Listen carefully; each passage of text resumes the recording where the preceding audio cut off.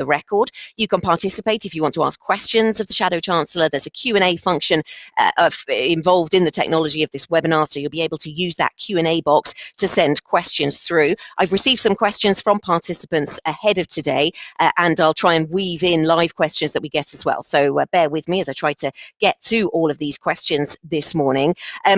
Thank you very much for participating, and it's over to me then to welcome Anneliese Dodds and to say thank you once again for coming to join us here at Bloomberg. I've had the pleasure of hosting you here before on another webinar, and we do really appreciate your time and the insight that you give us into what the Labour Party is thinking about the economy, about business, and about the recovery from this dreadful global pandemic. So I will hand over now to the Shadow Chancellor, to Anneliese Dodds. Well, thank you very much indeed, Anna, and it's really wonderful to be with you again. I very much appreciate this opportunity, and thanks to everyone who's viewing just now. We know this is a critical moment in the crisis. We can clearly see our way out. Over 20 million people vaccinated so far, thanks to the extraordinary effort of our NHS and GP staff, scientists, lab technicians, nurses, and volunteers. As spring is returning, so too is the hope of an end to restrictions. But we cannot be complacent. It will still require a huge collective effort to make sure we emerge from this crisis as quickly as possible. The open question is how we emerge and what kind of economy, what kind of country we emerge into. Wednesday's budget is a test of character for Rishi Sunak. The choices he makes will be critical in determining that future. He can set out a responsible plan that puts us on the path to a better, more secure future. A plan to mend the foundations of an economy that for the last decade has simply not been working for too many people in this country. A plan to give people the security and prosperity they deserve, to take us forward into a better future beyond the pandemic. Or he can stay true to recent form, a rolling cycle of chopping and changing, leaving businesses and families scratching their heads and anxious about what's coming next. Headline-grabbing announcements that don't last a fortnight, let alone the long months of winter. Last-minute U-turns that have cost jobs and livelihoods. All because the Chancellor has wanted to get out of the business of supporting the economy at the earliest available opportunity, in the face of all the evidence. He hasn't had a plan. He's just been looking for the escape hatch.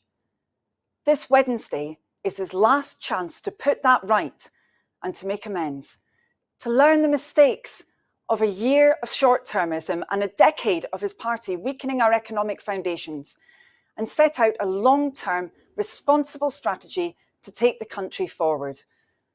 To do that requires the Chancellor to understand the link between the health crisis and the economic crisis, something he has signally failed to do so far. In the false belief that it was protecting the economy, the government was too slow to lock down last spring. That meant the lockdown lasted longer and was more severe, doing more damage to businesses and jobs. Then, in autumn, infection rates were rising again. Labour, heeding the advice of SAGE, proposed a circuit break to coincide with half-term and get the virus under control. But the Chancellor reportedly convinced the Prime Minister to overrule SAGE. The second lockdown, when it came, lasted 4 weeks and missed that half-term window. Another unnecessarily large hit to our economy. In December, the coronavirus outlook darkened further. Yet instead of acting to protect the economy, the government pushed the Brexit negotiations to the wire with no heed to the impact this uncertainty caused for business. At that point, the Chancellor disappeared. 6 weeks without a single appearance in Parliament. No comment when Christmas plans were cancelled. And then just a 90-second video on Twitter 24 hours after the third national lockdown was announced. Businesses and workers left in the lurch again. Throughout the whole crisis, the Chancellor has failed to make that link between health and our economy. He can't see that targeted, effective funding to support self-isolation, for example, would constitute a net gain for our economy, not a net cost. If people who have coronavirus don't stay at home, transmission increases and the economy is subject to restrictions for longer. Yet right now, only 3 in 10 people who should self-isolate are doing so. A year ago today, the TUC launched a campaign to improve statutory sick pay with the full backing of the trade union movement. A year later, it is still just £95.85 a week, just £1.60 more than it was that day. That's one of the lowest rates in Europe. The Health Secretary himself has admitted he couldn't live on it. And 2 million workers are not covered at all. It's simply not good enough. It took months for the Chancellor to come up with a scheme to support some of those affected. When he did, only 1 worker in 8 was automatically eligible. Changes made last week, months after the scheme was first launched, are a step in the right direction, but it's still not clear if it will be enough. And the Chancellor has refused to even contemplate long-term changes to statutory sick pay. Where Rishi Sunak has introduced broader economic support, it has not been part of a coherent long-term plan, but has involved endless chopping and changing. The impact of this irresponsible approach can be counted in lost jobs and lost livelihoods. In the run-up to the Chancellor's summer statement, as the cost to business of the furlough scheme were about to ratchet up, planned redundancies doubled. In September, as he proposed the ill-fated job support scheme, redundancies jumped again by another 40%.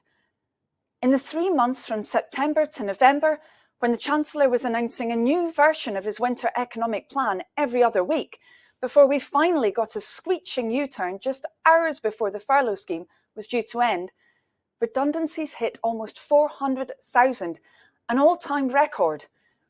Unemployment kept increasing in the UK, while in other countries it was finally stabilising. That is the Sunak effect. While he dithers and delays, people right across the country lose their jobs. Coronavirus may have closed large parts of our economy, but this government crashed it. We've ended up with the worst economic crisis of any major economy. The Chancellor must take responsibility for that, and he must learn from it, because now he is making exactly the same mistakes again. 1.7 million people are unemployed. 4.7 million are still on furlough. 850,000 businesses are at risk of closure in the next 3 months. And last week, the Prime Minister announced that restrictions will still be in place in some form until at least June the 21st. Yet the furlough scheme is due to end on April the 30th with no clarity on what happens next. Hard-hit businesses face a business rates bill landing on the doormat this month while the door is still closed to customers. And VAT is set to spike in just a few weeks' time for hospitality, culture and tourism businesses that are already teetering on the brink. The Chancellor could have set out a plan to address these cliff edges at the beginning of the year, when it was obvious that new variants of the virus meant we would sadly be living with restrictions for longer. At the very least, he could have set out a plan alongside the Prime Minister's statement last Monday. He could have done what Labour has repeatedly called for and ensured that economic support went hand in hand with health restrictions. But once again, there was no plan from Rishi Sunak. He left families and businesses across the country in limbo. Also, he could wait for the political theatre of his big budget moment. An irresponsible approach from an out-of-touch Chancellor. Not only is there no plan for the short term, for the next few months as the vaccine is rolled out, there is also no plan for what comes after that. The Chancellor should have been doing everything he could to make sure that when lockdown was lifted, the economy could be firing on all cylinders again. In July last year, I urged him to set out a full back-to-work budget focused on jobs, jobs, jobs. Instead, We got a short economic statement, and what the Chancellor reassured me was a plan for jobs. His so-called plan had three key elements. First, a bonus to every company that kept on a furloughed worker after the end of the scheme. That would have meant over £2.5 billion of public money going to firms who were going to bring staff back anyway. In the end, that didn't matter because he scrapped the scheme, and we still have no word on its replacement. Second, his Kickstart programme was meant to help young unemployed people back into work. 9 months on, just 1 in every 100 eligible young people have been helped by the scheme. For every job supported by the scheme, 22 have been lost. Third, his Green Homes grant scheme was meant to create new jobs retrofitting people's homes. This has been so badly run that most of the money will never be spent, and it's actually costing jobs. With the prospect of 1 million more people losing their jobs in the months to come, this is simply not good enough. And now he's choosing a course that will actively make the situation worse. Families across the country have sacrificed so much throughout this crisis, and yet Rishi Sunak's reward is to hit them with a triple hammer blow of council tax rises, social security cuts and pay freezes. The Chancellor's message to our key workers, our teachers, our police officers, our armed forces personnel at the end of one of the hardest years in living memory is to say, you deserve a real terms pay cut. That is spectacularly unjust. It's also economically illiterate. If you take money out of people's pockets, they'll tighten their belts and spend less. Our high street shops and small businesses will have fewer customers. The economy will take longer to recover, more businesses will fail, and more jobs will be lost. From the IMF and the World Bank to the OECD, every major international economic organisation is in agreement. Now is not the time for tax rises on struggling businesses or families. In private, it seems Rishi Sunak is clear about his rationale for this, to get tax rises out of the way now, well ahead of the next general election. In other words, a Chancellor who is putting the interests of the Conservative Party ahead of those of the country. In public, the Chancellor might couch his decisions in the language of fiscal responsibility, but that's hard to take from a government that has wasted and mismanaged billions over the course of this last year. £22 billion on a test and trace system that for months wasn't delivering. £150 million on PPE that wasn't safe and so couldn't be used. Almost £2 billion in contracts to businesses with clear links to the Conservative Party, with no tender at all. £7,000 a day to management consultants, while families across the country wondered how they were going to make ends meet. We'll take no lectures from this government on how to manage public money. After a year of last-minute scrambles, of U-turns, waste and mismanagement, what families and businesses need from the Chancellor is a clear plan.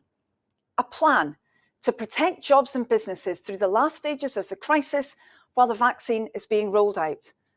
A plan to secure the recovery in those critical first months as we emerge from the crisis and reopen the economy. A plan to lay the foundations so we can rebuild our economy, stronger and more prosperous than before.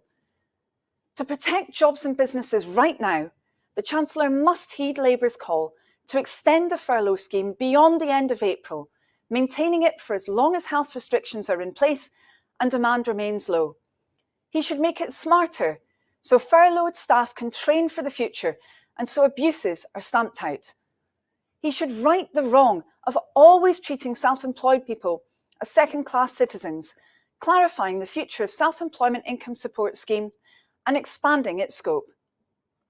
He should act urgently to fix the gaps that have seen millions excluded altogether since the crisis began.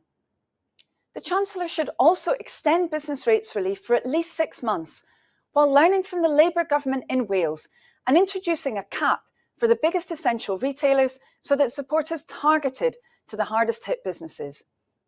He should extend the reduced rate of VAT for the hospitality, tourism and culture sectors, for at least 6 months, providing a vital boost to demand as we gradually unlock.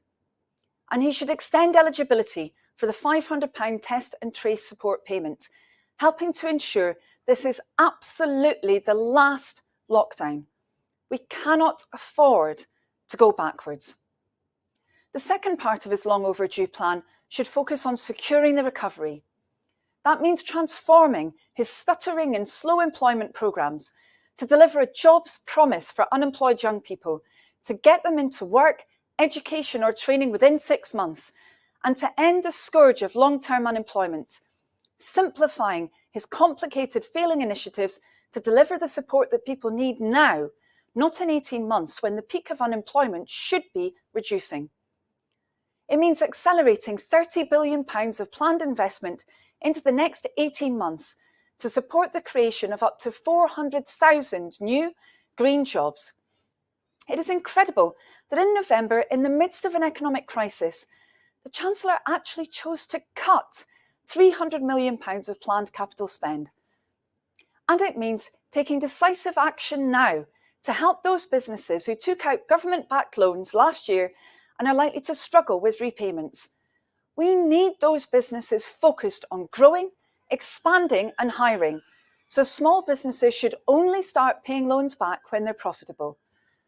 And crucially, if we are to secure our recovery, the Chancellor must reverse his irresponsible plan to hit households with a triple blow of council tax rises, social security cuts and pay freezes.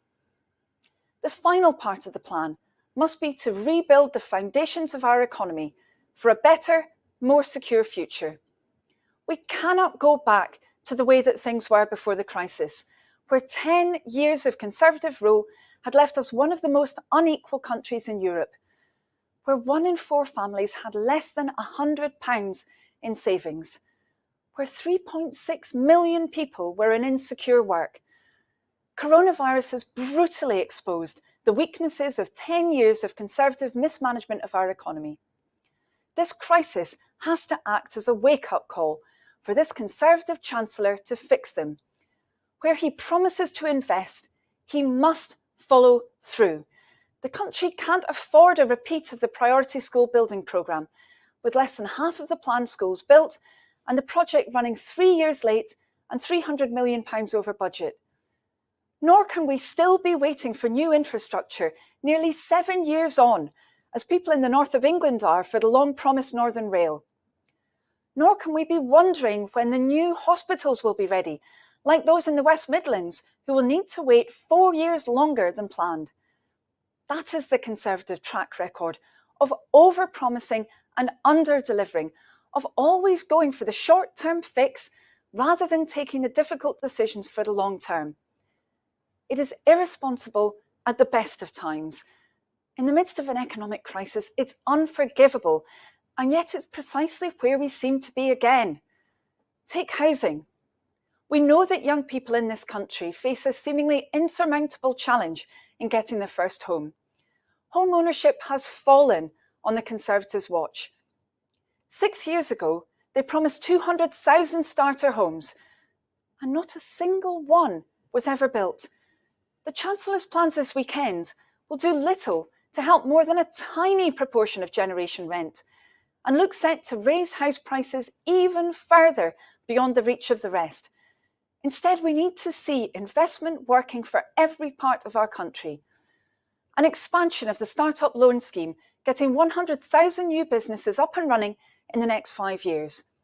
The new National Infrastructure Bank, re-announced this weekend to great fanfare, needs to have a mandate that ensures it backs projects that will make a real difference to communities, with savers given a stake in the recovery through British recovery bonds. And we need an end to the plan to sell off our high streets to the highest bidder, with local councils instead given the powers to bring empty shops back to life and make town centres the beating hearts of our communities again. The Chancellor may have finally heeded Labour this weekend and announced new short-term funding for our high streets. But that will be totally undermined if planning reforms come into effect this summer and our town centres are gutted as a result. We need an approach to investment that brings local people together, offering them opportunities and better prospects, not pitting town against town and region against region in a scramble for funding handed down from on high by Conservative ministers. This is a moment for the Chancellor to set out a responsible plan for our country's future. Over the last year, he's compounded a decade of Conservative economic mismanagement with 12 months of irresponsible decision-making, leading to the worst economic crisis of any major economy. On Wednesday, he can face up to those failures, learn from them, and put the country back on the right path. I'm clear on what we need: a plan to protect jobs and businesses while the vaccine is being rolled out, a plan to secure the recovery as we emerge from the crisis, a plan to rebuild the foundations of our economy so that we can look ahead to a better, more secure future.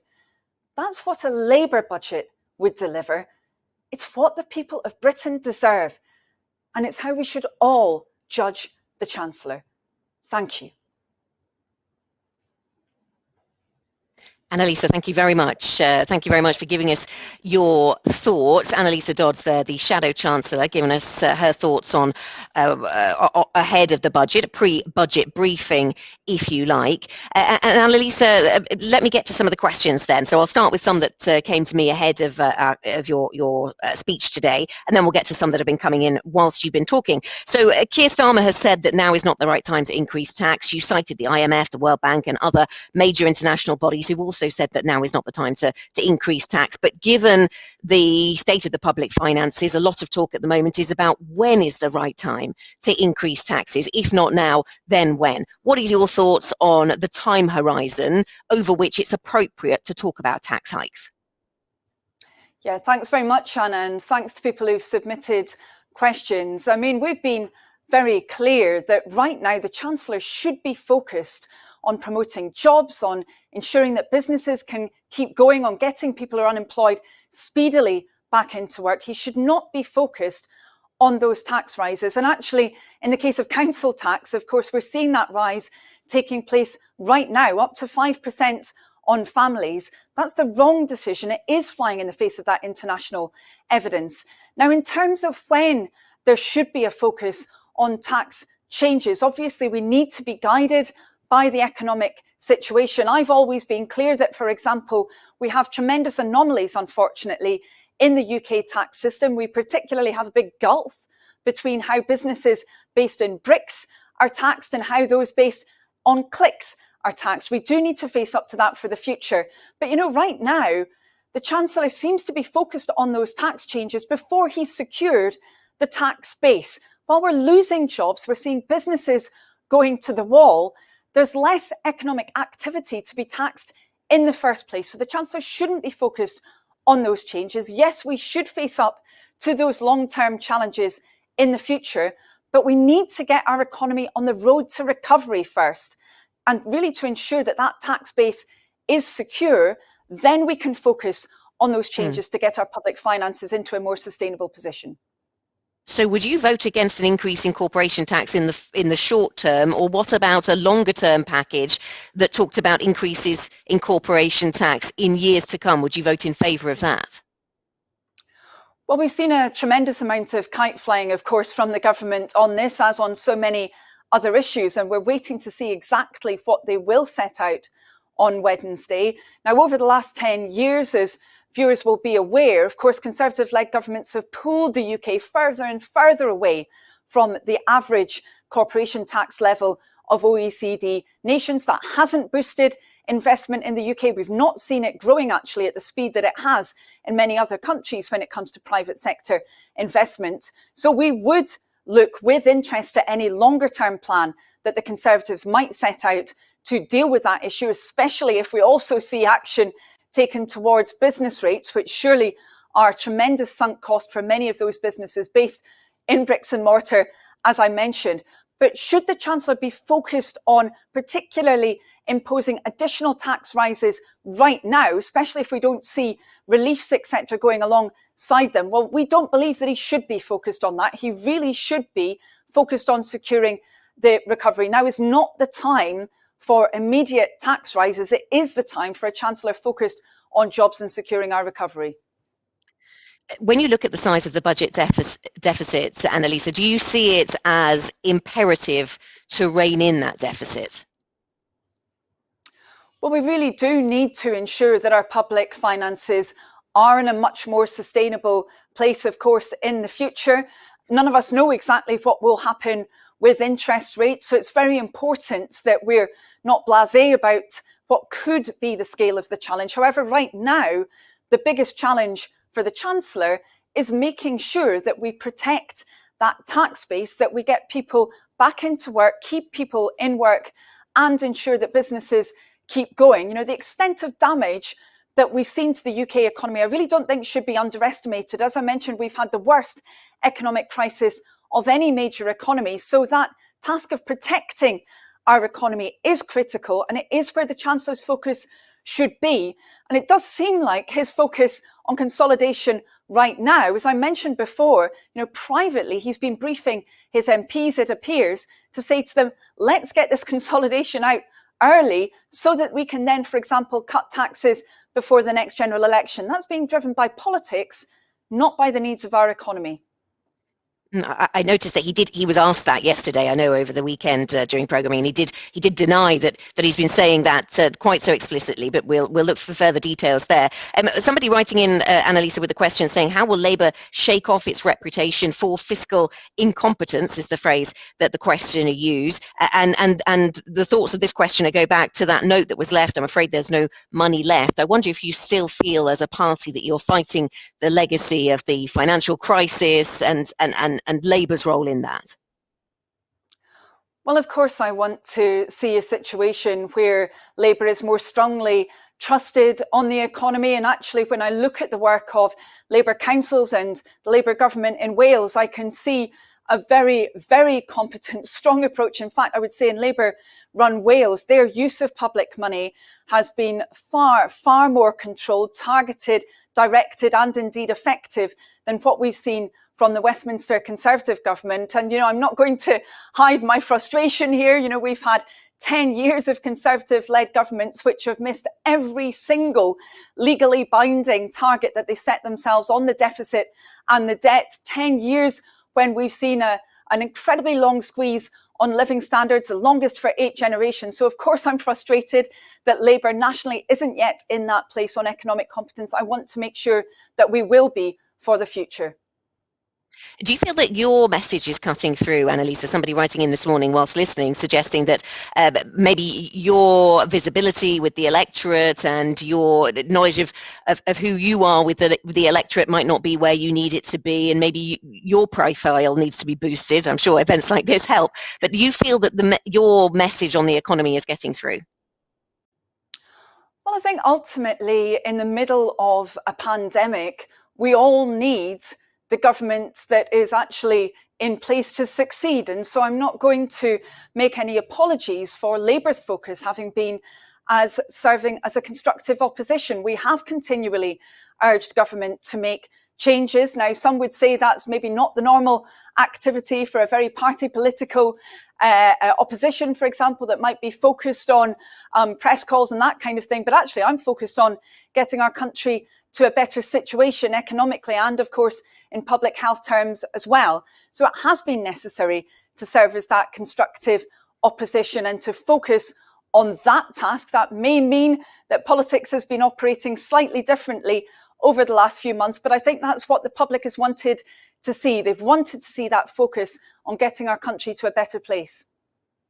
We've spent the last couple of weeks here, certainly on Bloomberg TV, chronicling a rise in Treasury yields, a rise in borrowing costs in global markets. And I wonder how concerned you are about that. Are you worried about repayment risks for the UK debt burden if interest rates do continue to rise? Well, we have seen that over the last month to an extent, although interestingly, this morning it appears that some of the forecasts may be looking slightly more favourable than previously anticipated. But as I said before, I don't think there is room for complacency here. Above all, we really do need to secure that economic recovery. We have had such a difficult period for the UK compared to other countries, the worst economic crisis of any G7 nation. That means the focus must be on securing the economic recovery so that we have that basis then to move forward. As I said before, all those discussions around taxation, when we're facing effectively a shrinking tax base compared to where it should be, are to an extent second order questions, important ones, yes, but let's secure the economy first so that we can be in the strongest position moving forward. So with that in mind, with securing the economy in mind, but also debt in mind, and Anneliese, if you were in the Chancellor's seat this week, would you be increasing public sector pay right now, teachers, for example? Well, I think that the Chancellor's position on public sector pay really is flying in the face of the evidence about what we need to secure our recovery. We know that confidence is key. We know that many of those impacted by the Chancellor's pay freeze are people who actually do spend a lot of the income that comes through. There are not many of those people who have been able to save. We're talking about teaching assistants, for example, health visitors, many part-time workers who actually would have, in economist terms, high marginal utility from their spending. The Chancellor should not be constraining their pay to this extent at the moment. This hasn't gone unnoticed by those workers. It is impacting on their confidence, just like with that council tax rise. It means that people will be tightening their belts at a time when we need them to be going into their local economies and actually supporting them. So no, I would not be adopting his position currently. We've had a few questions around the green agenda, so I'll come to those. Anneliese, how would you use fiscal incentives to encourage decarbonisation as the UK economy recovers? Well, I think first of all, I would seek to ensure that we had a much more stable situation around fiscal incentives, regulation in general as well, so that we can crowd in that private investment that we so desperately need. If we look at what happened to the feed-in tariff, for example, we look at what's happened to rules around home building, which have changed radically, where many of the energy efficiency measures have been stripped out of the system. And when we look at the rules for onshore wind as well, rapid change there, negative change. Actually, that's meant that many investors that I talk to are concerned that the UK is not that context where they can invest for the future. So that's got to change. We need to have a longer term plan. Myself and Ed Miliband, who's the Shadow Business Secretary, we set out some months ago a plan particularly for the capital investment we believe that could go in from the public side to then crowd in some of that some of that private investment that we need to see. This would be a question of government accelerating its existing commitments, £30 billion into 18 months. That could support a substantial boost to employment, as well as helping us to face up to our net zero goals as well. Yeah, sticking with the energy sector then, and businesses that maybe are finding it a little harder to attract investments at this point, as many investors want to be true to newer ESG goals. We've got a question in about the steel sector and the extent to which you would want to support that right now. To rebuild, the questioner says, to rebuild and secure our economy, we need a sustainable low carbon steel sector. What measures would you take to support this sector? Do you have any thoughts on steel? Well, the questioner is absolutely right that we really do need to see the development of that low carbon steel sector. We view it as absolutely critical to our industrial infrastructure. We think it's very important indeed for a whole variety of reasons. We've obviously looked at this in the context of defence, for example.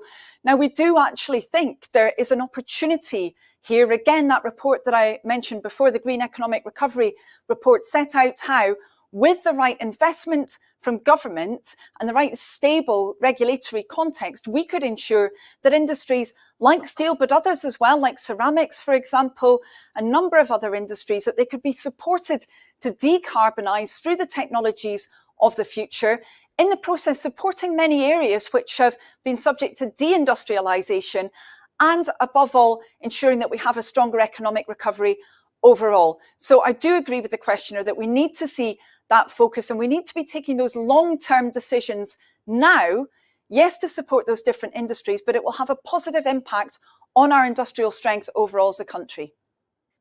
We also had a question about the travel industry and what kind of support you would be wanting to offer to the travel industry. You've talked for some time about more sector-specific assistance as we recover from the pandemic. Is that something that you would like to see the government do?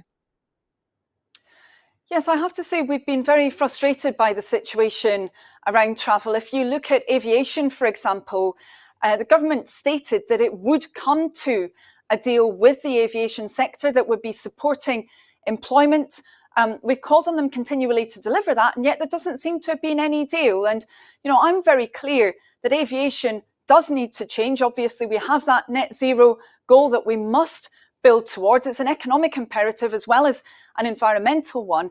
But what we have right now isn't the kind of planned change that we will need to see in aviation. Instead, it's destructive change. We're seeing huge numbers of jobs being lost, many of them skilled jobs that actually will be needed for our future as we seek to decarbonise, not just in aviation, but elsewhere as well.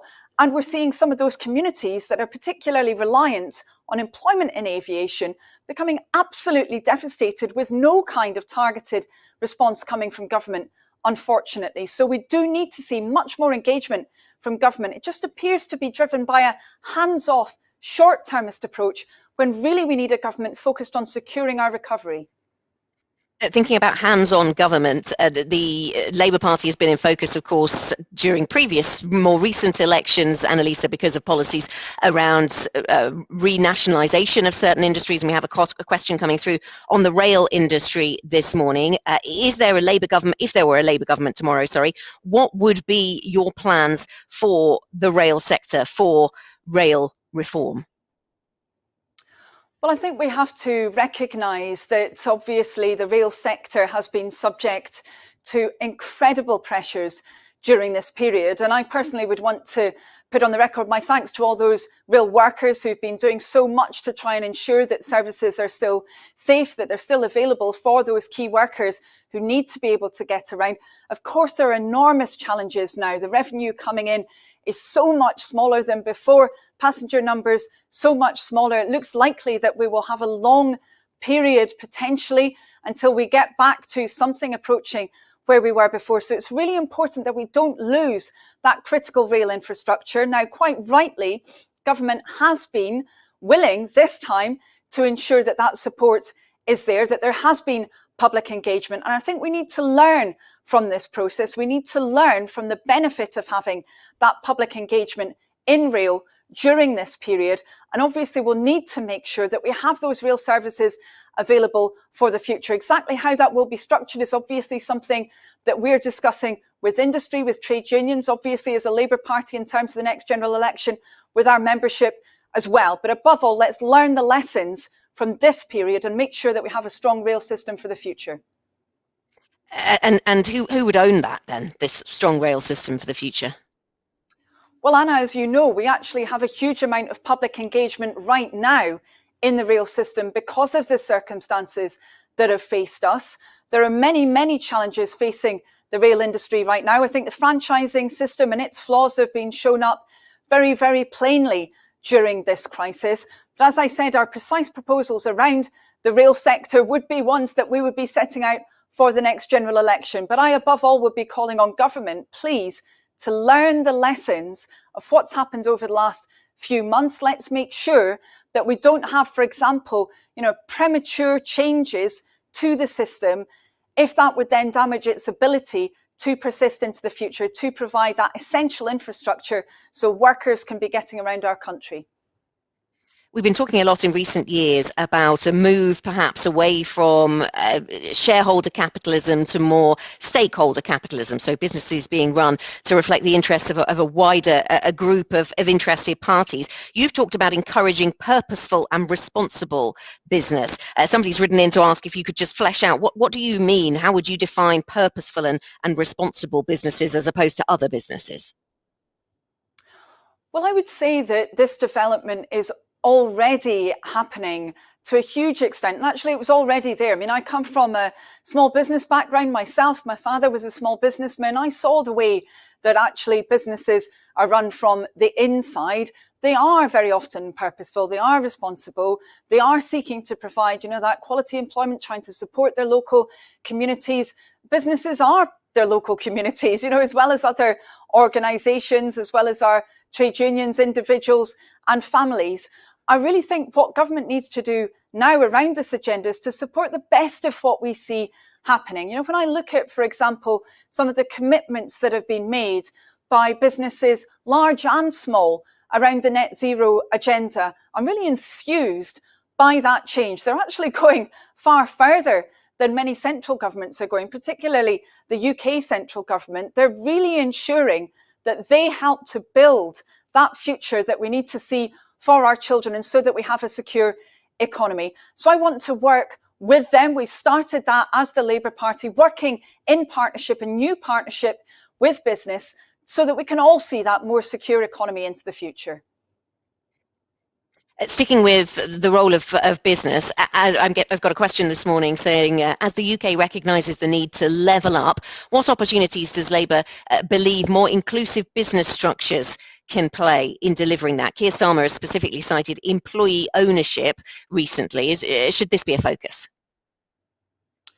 Well, I really do hope, first of all, that our country does recognise that need to tackle regional inequality and inequality within regions. I have to say, unfortunately, the record over the last few years has been going in the wrong direction, and that's been turbocharged through this crisis. If you look at the impact, for example, on unemployment in the north, and indeed on health status, very, very sadly, and the impact of this horrible disease. So we really do need to see a step change very, very urgently. And I would agree with the questioner. I think that more inclusive business is a big part of the solution. I've launched a task force with the Cooperative Party, of which I'm a member, as well as a Labour Party MP. And we're really trying to ensure that we have a much more supportive context for those different organisations that want to seek to support economic development in their communities. I think we've got some fantastic developments across the UK, actually, where we've seen,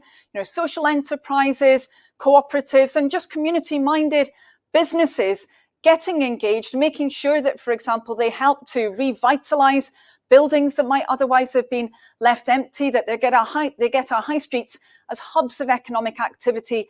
Again, there's so much that we need to do there. And quite rightly, you mentioned the role for employee engagement. We think that's very, very important. It's important as part of this agenda. But we've also highlighted that, when it comes to that enormous pressure from the loans that businesses have taken on, we want government to be creative. So far, the Conservative government hasn't been creative around this. They've pushed back some of the repayment terms, but they've not focused on the impact that debt could have on hiring into the future. We want them to be creative.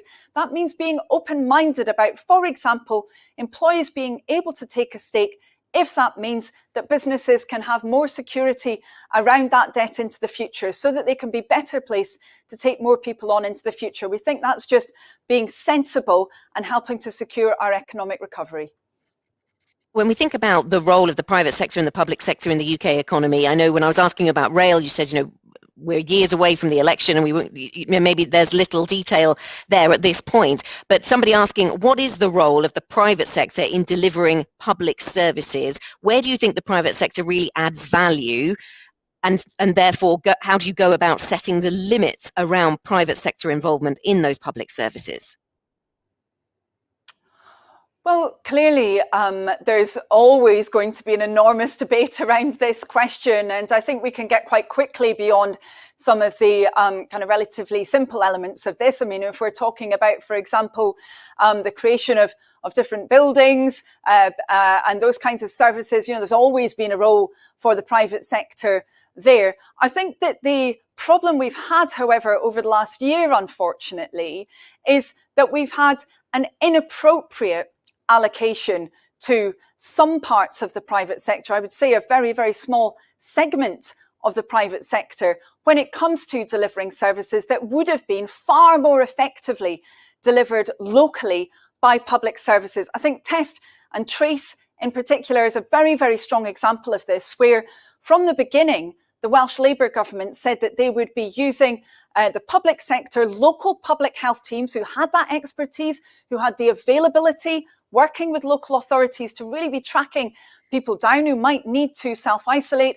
What did we have in England? Well, we had a completely outsourced approach to tracing from the beginning, one which simply did not function effectively for many, many months. And it was incredibly difficult, actually, for those local public health authorities and local authorities to get involved in that system. That just was not sensible. It wasn't effective. It's been appallingly expensive, £22 billion devoted to that system.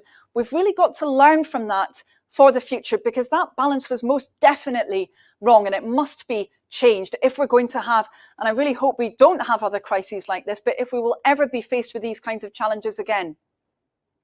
You've mentioned test and trace, and so I'll come to a question we've had about coronavirus and around testing and tracing, a little away from the business remit that we're broadly discussing, or the budget remit, but it is very newsworthy.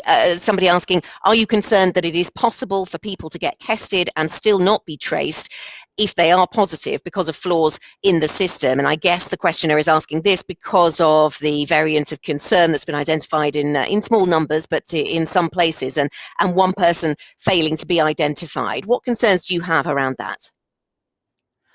I do have concerns around that. And I have to say, Anna, I do think this is very much relevant to business, because when I talk to businesses up and down the country, they are very worried about what might happen if, for example, we see a reimposition of restrictions in the future after this lockdown has ended, or if we see not additional restrictions, but just a high level of COVID still circulating, because we know the impact that would have. The IMF, of course, has done really interesting research on this, showing that there was a very strong impact on people's willingness to consume, particularly on that social consumption that's so important for the UK economy, actually before formal restrictions came in. So we do need to get a grip on this. It's absolutely imperative for our economy, as well as for public health, that people do self-isolate when they are required to do so. So if there are flaws in tracing, that must be sorted out. You know, Labour for quite a long time has been setting out ways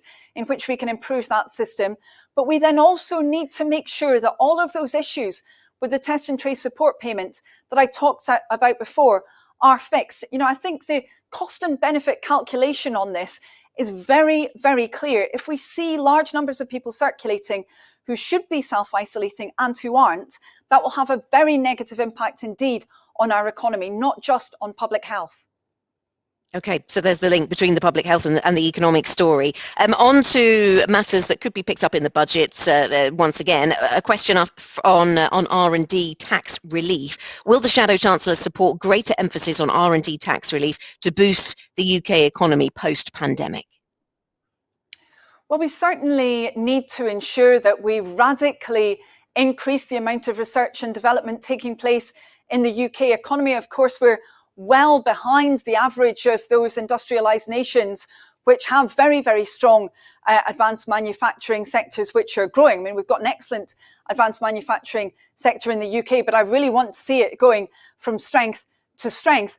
I would say one of the major concerns I have around the current tax credit system, however, is the fact that it's very regionally unequal indeed. So when you control for all the relevant factors, you see that, for example, businesses based in the north, in the Midlands, in parts of Wales, that they're not actually benefiting from that support to the extent of businesses, for example, based in London and the southeast. I really think that regional inequality must be dealt with, because we have to ensure that we're pushing up that research and development intensity right across the country, that we're not ending up with a situation where there's so much concentration just in particular parts of the UK. And with that R&D spend in mind, then, we're being asked, how would Labour invest into R&D to stimulate engineering and science jobs?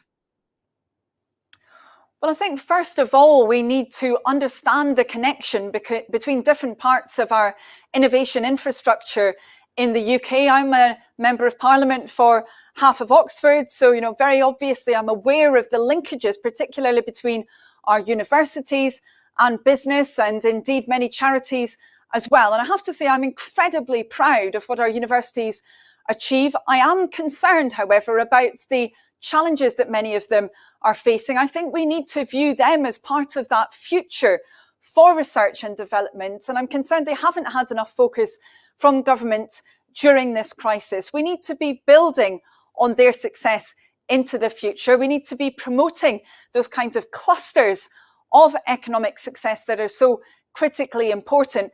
But we then also need to be looking, of course, at the pipeline of the workforce coming into these different roles. Very often when I talk to business in high technology sectors, very research intensive sectors, the core problem that they have very often is actually in attracting through the workforce, for example, in relation to lab technicians, in relation to those coming in as apprenticeships, where there's a big problem there, and actually accessing the workforce that's needed. Of course, we've had the impact of Brexit on this, but we also haven't had sufficient focus from government on bringing through those intermediate level skills into our economy. That's something that we as Labour would want to focus on. I know that our Shadow Secretary of State for Education, Kate Green, is very concerned about this, as indeed am I. We need to get to a much stronger ecosystem around the development of those skills for the future. You mentioned the B word, you mentioned Brexit, Anneliese, so I'll ask the question that was sent in to me on this. Would a Labour government move to rejoin the customs union? Now, that wouldn't be, that would still be Brexit in the minds of some people. It might not be Brexit in the minds of others. But what is the current Labour Party thinking on whether being part of the customs union with Europe would be something you would push for? Well, look, we've had that deal concluded by the Conservative government. Of course, some elements of it still aren't sorted out if we're talking about, in particular, financial and related professional services, something I'm very concerned about indeed, where I think we must have a strong memorandum of understanding, but where I'm really concerned that the government seems to be trying to manage expectations down, unfortunately, from where we should be as a country. But would we be seeking to, immediately renegotiate this deal? No, we've got to make the current deal work. But that would say not being blasé about the challenges around customs that we face at all. I've time and time again highlighted the enormous gulf between where the government said we would be around the number of customs agents and customs officials compared to where we are right now. The continuing uncertainty that we see around the system that is coming into play in summer. Businesses have faced so much uncertainty because of coronavirus. They shouldn't have to be facing this current degree of uncertainty because of the government's lack of preparedness around Brexit as well. You've mentioned the Financial Services Memorandum of Understanding. That is the aim of both sides by the end of this month to come up with some kind of MOU on equivalence and the like. What would you be doing if you were in government? What would you be doing right now, Anneliese, to try and get better terms for the UK financial services industry? Well, we've got to be clear that this is not a zero-sum game, and I find it incredibly frustrating that we now appear to be locked into that kind of a debate. Actually, having access to the financial and related services in London and indeed across the UK, that's of tremendous benefit to those businesses and indeed individuals sometimes based in the EU 27. Really, we shouldn't be in this kind of beggar thy neighbour style debate that we've ended up with. So from the beginning, many years ago, actually, when I was working on this previously in Brussels after the referendum, I was saying we need to focus on the mutual benefit of ensuring that we have trade in our financial and related professional services. Unfortunately, we've not had that. And actually, we've shifted from a situation where initially the UK government said it was going to seek passporting for our services. I'm sure you'll remember those heady days, Anna, when we thought that was going to be achieved by the Conservative government. They then resiled from that down to saying, well, let's make sure that we have equivalence for different services. Now we're bumping along the bottom with obviously the UK having offered equivalence and not yet that guarantee of reciprocation across different kinds of economic activity from the EU 27. So I think we've got to be ambitious here. We've got to break beyond that zero-sum mentality and really emphasise the mutual benefit of having trade in those financial and related professional services. And just finally, very, very quickly, the way that we do that is not by indicating to the EU 27 that we would potentially flout with breaking international law. That was incredibly damaging. The Conservatives should not have pursued that route. Instead, when I look at our services in the UK, I know, apart from those failures around money laundering, which of course we must stamp out, that generally people come to the UK because they know our services are ones which are backed by a strong legal system where contracts will be held to. We've got to uphold that reputation into the future. Okay, we're also getting questions around other industries, and so I'll come to some of those now. Anneliese, what would a Labour government's plan be to provide further affordable housing across the country? Is one of the questions this morning. Well, Thangam Debonair, who's our Shadow Secretary of State for Housing, has been setting out Labour's approach around this, and it's absolutely critical. As I said in my speech, actually, we have a situation where it appears the government's response to this issue is, yes, to help some people with their mortgage costs, but actually in the absence of substantial additional supply of affordable, genuinely affordable housing, that does risk just making the mountain even harder to climb for many people. So we do need to see that focus on affordable housing. One thing that needs to be done urgently is to get beyond this fake affordability that we have at the moment. The government's definition isn't actually affordable for the vast majority of people. Labour would have a different approach based on genuine affordability. We would also be driving up the supply of social homes as well that are so critical across our country. And we wouldn't be seeking, as part of doing this, to have a race to the bottom in building standards. If you look at the government's planning changes, for example, that they're pushing through this summer, not only will they be terrible for many commercial renters because they'll be pitting those renters against residential developers at the very time when commercial renters are really, really struggling, but they're also risking creating the slums of the future because they will lead to, for example, flats being put into previously commercial property with really, really poor standards around issues like natural light and environmental efficiency and so forth. That's not the answer. Race to the bottom isn't the answer. Quality, genuinely affordable homes, including social homes, are the answer, and that's what government should be focused on now. You've referenced recently your thoughts on monetary policy. I listened to one of your recent lectures, Anneliese, where you were talking about the importance of monetary policy independence. That being said, we've talked a little about interest rates going higher, and a lot of that is based on expectations of maybe inflation to come. Are you concerned about inflation for the UK economy? Well, I have to say, while there's been a lot of argument around this, most of the concerns that I see around inflation, potentially relate to what's taking place in the United States. Actually, within Europe, and particularly within the UK, I think that many of the circumstances are pretty different. I mean, if you think about some of the debates and arguments, for example, taking place, 20 years ago, 30 years ago, around the potential for inflation in the UK economy, they were particularly focused around wage push inflation. Now, we're in a very different situation now, obviously, in the UK. We've had 10 years of constrained growth in living standards.